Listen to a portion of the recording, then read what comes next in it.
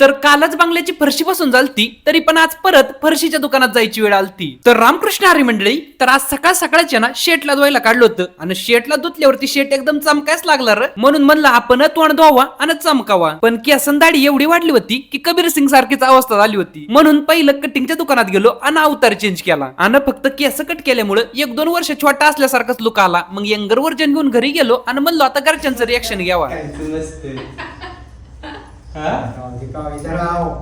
मस्त वाटतं. एक नंबर मग एक नंबर बरं होते. कसं वाटतंय आता? चांगलं वाटतं का नाही असं उलट? नाही तसं चांगलं वाटत. मग आपला कोणता लुक चांगला वाटतोय ते तुम्ही कमेंट बॉक्स मध्ये सांगा. पण आमच्या पप्पांचं हे लॉजिक मला अजून नाही समजलं. कॅस एक आपल्या सरची आम्हाला यान लशी घेऊन केस कापली त्याच्या आनंदात लस्सी घेऊन ये.